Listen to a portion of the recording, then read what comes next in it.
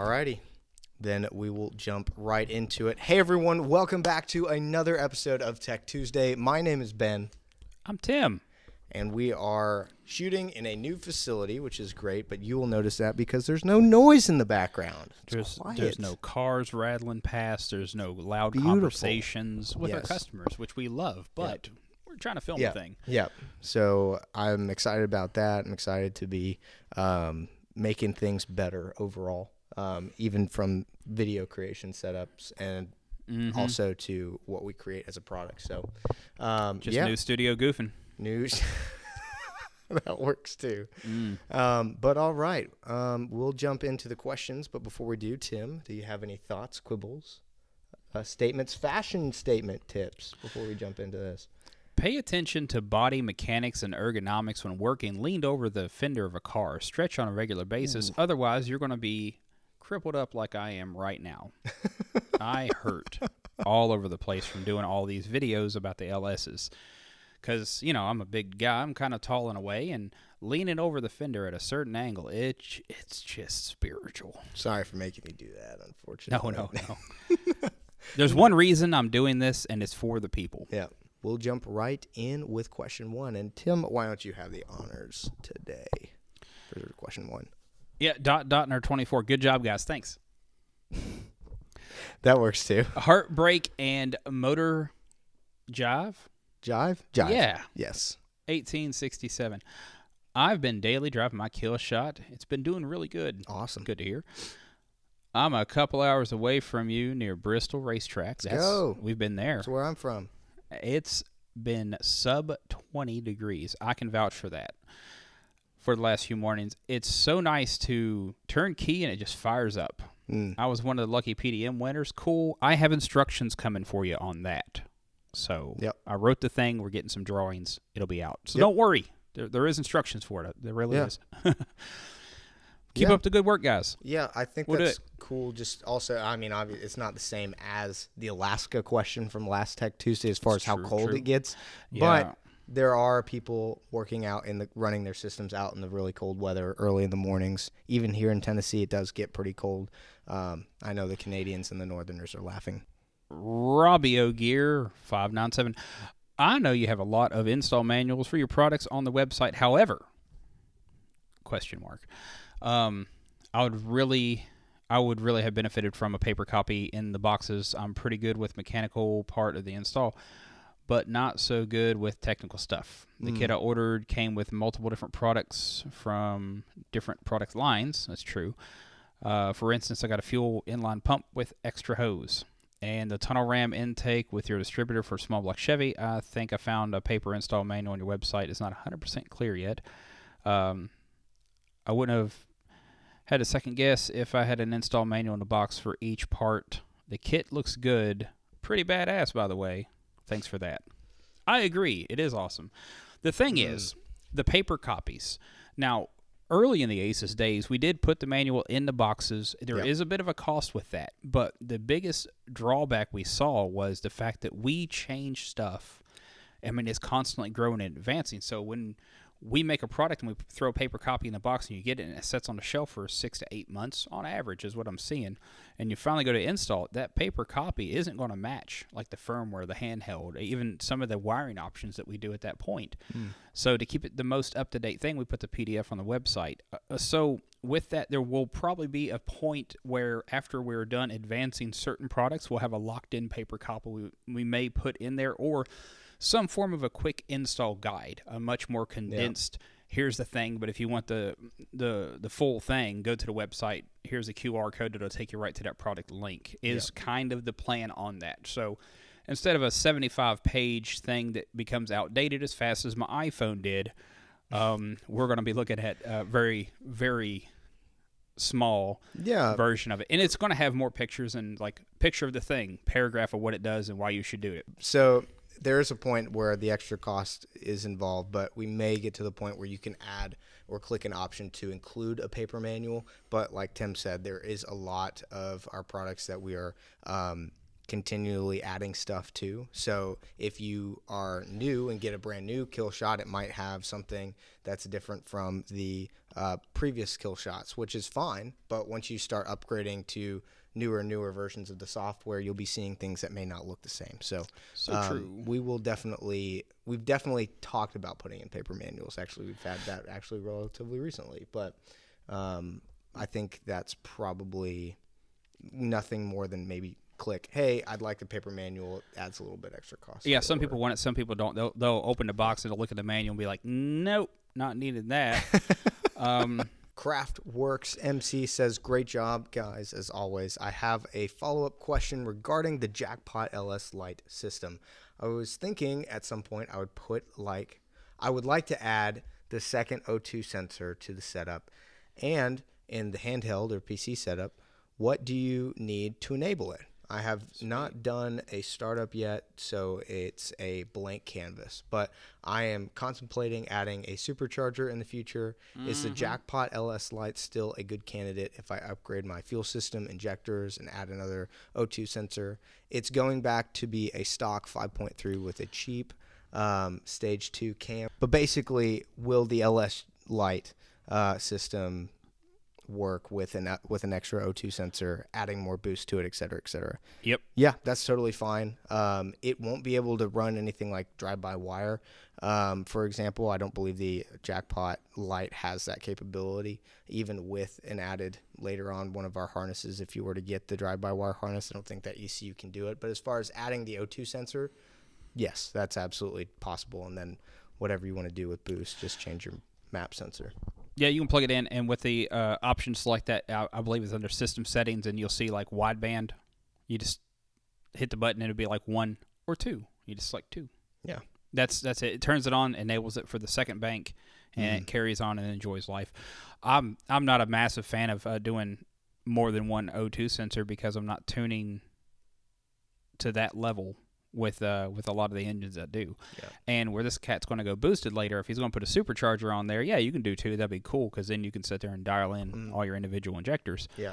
But also look forward to our, in the future, our EGT setup too, because if you really want to get it dialed in, that's just more data for it. Yep. I think we're going to make that very price appropriate. Sure. Too. And I think one more thing to put in with this LS Lite system, I think some people don't really know this, but I know we've talked about it in the past of like having our classic, this regular setup of the system, and then also the pro version of the system. Yeah. But we created the Jackpot Lite because it's not that it can't do what the LS systems normally can do, like a regular Jackpot system. It just doesn't have all the hardware included in the kit. Whereas if you got another O2 sensor, it would work just fine, just like the normal Jackpot, but we're taking stuff out of it to make it more affordable for you guys who are just wanting to run the system. But it's not like a classic system where there's no way it could do the other things. Yeah. So the only setback you could argue for the Jackpot Lite is that it can't go drive-by-wire. It's kind of like a different harness situation. Yeah. It has the capability to do it. It just doesn't have the capability to do it without changing a harness, which would cost money. You might as well just went with a Jackpot Pro at that point. Correct. Yeah. The Jackpot Lite does exist to meet the price requirements of some folks. Yeah. Hammy _ DZ71. Any recommendations on long-term install system storage? Yeah, I got some recommendations on that. I have a ground terminal disconnect switch on my Jackpot set up to prevent battery drainage from any potential system and vehicle draw. Also true. As well as allow a maintenance charger to be attached but not feedback to the Jackpot. This is all to store a vehicle over winter. Curious to hear if you had any additional recommendations, do's and don'ts for longer period storage. Yeah, sure. We've had my Tahoe, for instance. It's been sitting for a few months because I've been driving my Colorado. Maybe we'll see what. But it's fine. We'll see what I broke on it next. I mean, it was kind of making noises on the way here. Because it's not as bad as the story that you had on the way here of watching somebody's exhaust fall off of a car. This dude hit a bump in front of me on the way to the studio. His exhaust system fell off, and I just drove right over top the thing. I mean, I could have got $100 out of that catalytic converter, I think, but gas money for the month. But anywho, back to the long-term storage. Trickle chargers are fine. Like your normal standard issue, cycle on, cycle off, 2-amp trickle chargers are fine. Anything under 10 amps is good. You can just disconnect your whole battery if you wanted to. If you had a negative side kill switch, also fine to do. The big thing is a lot of folks, they'll put the kill switch on the positive side, which makes a huge spike in voltage, gives everything a headache. So those are a bit riskier, but yeah, ground side, that's fine. I don't think you're gonna have any issues. I've stored a few, and I haven't had any issues. The biggest thing is like when you store them for a long time and then you start it up on low voltage, it will absolutely confuse it. So just one of those things to look out for. Keep good voltage, good trickle charger. Yeah. Keep a battery maintainer on it, what have you not. Don't use the solar powered ones. Some of them don't prevent against backfed voltage, so it will charge the battery and then discharge the battery through the solar cell in the same stroke. Yeah. How long has it been since the Mustang test stand has been used? I mean, it's been, as far as I know, it's been a while. But we'd go out there and use it right now if we needed to. I'm thinking it was almost snowing. Yeah. I think it was like right after at least March. Yeah. It's been a while. The tires are flat on it. And super fun thing, Bradley, you guys know Bradley? Yeah. One of my guys, our engine stand is actually up for maintenance, so we're fixing to tear it apart, soft overhaul, and put it back together. So we're going to use the Mustang, and we're going to start that today. Yeah. It's been sitting there, and just the battery was down on it. We didn't, and I don't think we've done anything to it except, like, it's just left it there. So, and they're not planning on switching out any ECUs or anything like that, so I don't think there'll be any issue. They're going to swap the battery in it and then start the thing. Yep. It's set there and cycled down enough that the tires won't flatten the battery, stone dead. Yeah. Fun, OW169. When are the PDMs available to us that didn't win one? Technically, they're on the website, but I don't... Is that your department? But I don't think we've fully released them to be purchased yet, and I think it was because of the manuals. Yeah, that's why I got that email about make a manual. Okay. So there's going to be manual information. I'm going to film one up. It'll probably be releasing in Ben and myself or Reed. Camera guy never gets hurt. He's fine. I'm actually going to lay one out on a board and then get a system do a thing, because I made an experimental harness for a future development thing, but I can run y'all, the people, through how I'm going to hook it up. Yeah. Good ways. If you already have an existing system, it's not some prototype harness like I like to hang around with. This is how you're going to do it.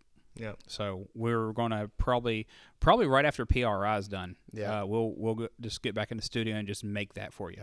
Yeah, I think the original goal was to have them released the week that we sent them out to all of the winners, but I think the manual is what held us back. But we'll get that out there, and then the PDM will be available. So honestly, I thought the sweepstakes was going to go a little bit longer, so I didn't have to have the information available yet to you guys, because I was still fine-tuning it, and then I was like, oh, everybody's got these things. Great. Yeah.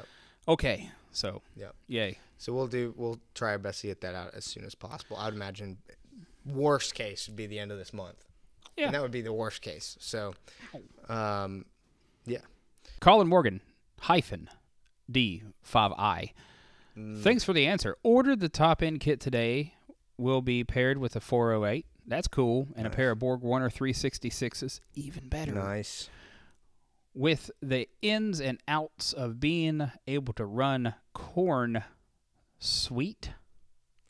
Corn sweat. It is sweat. Dude, it is sweat.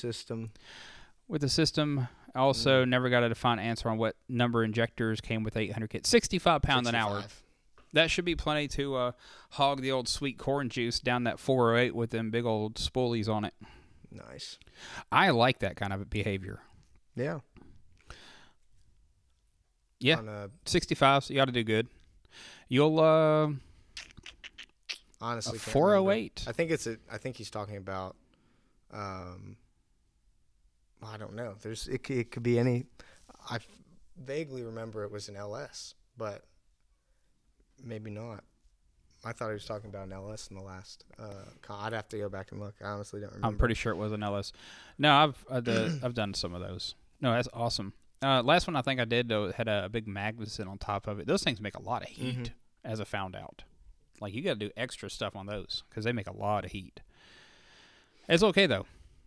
As far as what are the ins and outs, is you just change your fuel table, right? With doing E85. I made a video on chasing that parameter down. It's on his YouTube channel as well. I did one on my Tahoe. I did the awful thing of mixing pump gas with E85 pump gas, which is really bad because it varnishes up in the injectors and all that stuff when you make a blend fuel. But I did the thing, and you're basically looking for your fuel table offset, and you're chasing the value to achieve idling. You go through the whole fuel table and, adding in and taking away fuel in certain spots. Yeah. It make your fuel table look a little bit funny, but that's just kind of the nature of E85 a lot of times. Go to Aces Fuel Injection, scroll to the bottom of the page on YouTube, and you'll see his channel. And he'll have all those fun Tim projects. So now that our new firmware, which hasn't quite been released yet, it's going to read in Lambda, by the way, which I like. And you get a choice, right? You can choose between Lambda, AFR or Lambda, depending on what you like better. Some people like one, some people like the other.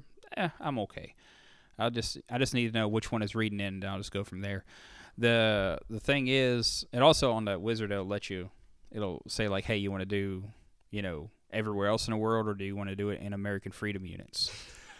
So that's a true it's statement. true. I know. So, metric or imperial? Yes, that one. Yeah. Anywho, you should be looking pretty good. Our system, you'll probably have to initially go to the fuel after you do all the setup wizard and everything. Go to the fuel table offset, throw about 20% of fuel at it with the 85, and get it started up. Yeah. And you'll be looking pretty good. So. Yeah, you should be fine. You're still going to have to do some scaling and stuff and some laptop tuning software. Sure. I would recommend with a 408 and some big Borg Warners on there and the E85, I would seek out a dyno. Clean Vic 85. Nice. Question. Going to be switching to TBI fuel injection for a Fox body build, and I really like the Royal Flush Master Kit. Are there any plans to make this kit with bigger or more injectors and stronger pump to support more horsepower for a boosted application? I don't know how much boost you're talking about, but it will support up to 27 pounds of boost out the gate. And I don't know, as far as adding bigger injectors to it, probably not, because of how wide those lines are on the bowl of that throttle body. I don't think that we'll be able to push more fuel through there. Most you can get out of things about 800. Yeah, that's what we saw on a engine dyno setup. Yeah. After that, you'd probably want to go to a multi-port injection. The limiter is one of those situations where the fuel line's only a -6 and machined into the bowl itself. Yeah. We will have some future products down the road that's going to be the big nasty version of that, which will be like -8 stuff, and you'll be able to support getting close to that 4-digit number. So if you got 6, 7, 8-ish, 100, you should be able to give it enough fuel pressure to support that. But when you add the boosted application, it is going to consume more fuel, which is going to dip it back down into the 600 range when really, really using some pressure there. Yeah. But the injectors that are in are 100 pound an hour. They're good for roughly about 650 because of the fuel system restrictions. But you can get it a little bit more out of there. We may start doing a thing in the future where if somebody is doing that and they want to do bigger injectors, we may add the ability for people to pay us to swap the injectors and verify that it's all okay. Mm-hmm. So down the road, we've had that conversation. We've done that in the past, but there's only so much you can do with the TBI bowl. So,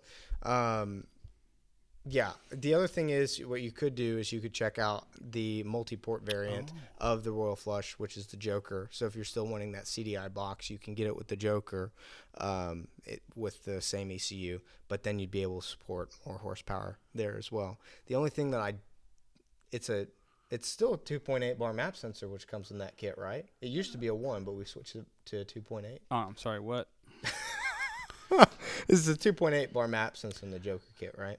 And the Joker, that's got a 1 on the throttle body. You have to run a remote one. Thinking about offering an actual external block for that to fit our 2.8 bar thingy sensor thing in it. It's just a remote sensor. It's the same one we put with the Jackpots and the 1041s, but it'll be this remote mount, so you don't have to rely on that, because the one that's in the throttle body is very specific sized and mounting and everything. So to give people more options, we're going to do a remote mount block. I have to check in on that project, but it's something we recently talked about a bit to see how feasible it is to do this as an add-on option for people that want to go this route. So it is still a 1-bar map sensor on that. Currently in it, yeah. On the Joker system. On a Joker, yeah. Okay. Who's got a Joker here? No, but I was just saying you could go, instead of Royal Flush, you could go Joker. Yeah, you can go Joker. Just use a remote 3-bar if you want to. You're fine. Yeah.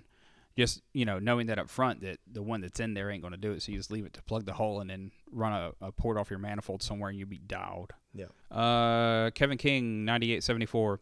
It would be cool if you guys could just do a software update where the boost controller is integrated in the ECU once updated and not having to run a standalone setup. We're out of space on the PC board. Yeah. Unfortunately, because it takes boost controllers pulse width modulated. So to do that, we'd either have to remap one half of it and nobody would have trans control. It would only be manual gearbox or non-electronic controlled transmissions. But we wanted to give everybody every option available, so we're going to do it in a standalone high-speed CAN network setup for our boost controller. Yeah. And then there'll be a little bit of software update and some instructional videos and whatnot. Yeah. And I got a Subaru with a big fat turbo on there that a friend of mine has that we are going to do some fun stuff with. Yeah. So you'll see a lot of testing. There'll be a sweet Subaru on there. It's true. Uberoo. The T Sunrise 27. Would using a noise filter on the V main be helpful to prevent dirty voltage? I was looking at using a 30 amp rated noise filter for a stereo system on my Jackpot system. What are you going to use that V main for? Because it should really just be used to trigger relays. Yeah. You can use that V main wire to trigger a relay to do whatever voltage you like from a clean source if you want. Totally fine to do that, but I'd be careful with you hook up to that because it's not loaded. It's not rated for a whole bunch of load. And if you get too much or if you hook the wrong kind of thing to it, it could damage the ECU. Yeah, there's no... By noise filter, is he saying that nothing could come back through the V main? Or is he just saying a noise filter to whatever he's setting it up? That's unclear. So, gonna run a 30 amp rated noise filter for a stereo system in my Jackpot. I would not use the V main for that. Yeah. Is there any wire on the loose wire harness that could be used for that? I would use that V main to trigger whatever power you want. Okay. Think of the V mains like 2 amps, like enough to trigger a relay. Yeah. Or less. Yeah. What is it less? I guess it would be less. It could be less, like 1,000 milliamps. But that's it. That's what I use that for. Because then you can get your clean source power, run it through the relay, and you're going to have all your switch 12 volt you want. Johnum 7265. Question: I have a Jackpot system. Why would my engine run about 100 RPMs higher than my target hot idle speed? I have it set to 750. It runs 850, 860-ish. Also, at operating temp, my IAC is at 5. When I try to adjust it up or down, the auto screw, it just doesn't move. I use AC Delco sensors and a Holley throttle body on a Jackpot system. Okay. You may have an intake leak somewhere, sir. That is likely. The IAC being at 5, it means it's just bottomed out trying to bring the idle down. So you're also probably seeing very, very low, if not negative number timing values at idle too. It trying to retard the timing enough to bring it down to its targets, within range of its targets at least, till it says like, hey, I don't need to move any further. We're within 100 or so. But yeah, the IAC, check see if you got an intake leak somewhere. Because with that thing bottomed out, you got too much air. That'll probably be it. You probably got a vacuum cap off the bottom of it popped off, or an intake gasket rolled up, or something like that. I've had that recently, weirdly enough, with the Jackpot on the Blazer. Really? I was having a really bad booster performance with the brakes, and the idle was just inconsistent.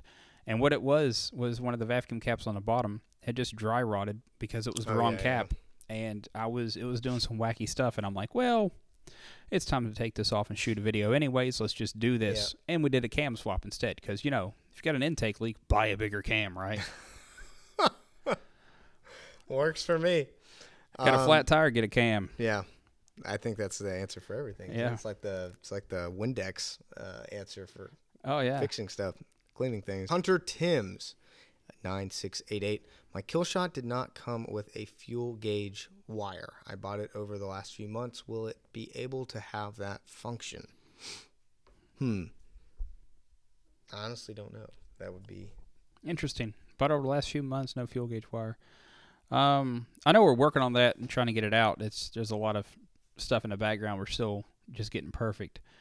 So whenever it does come out, it'll be updated instructions, and you'll see where you can add a wire in on the loose lead harness, most likely, as it goes.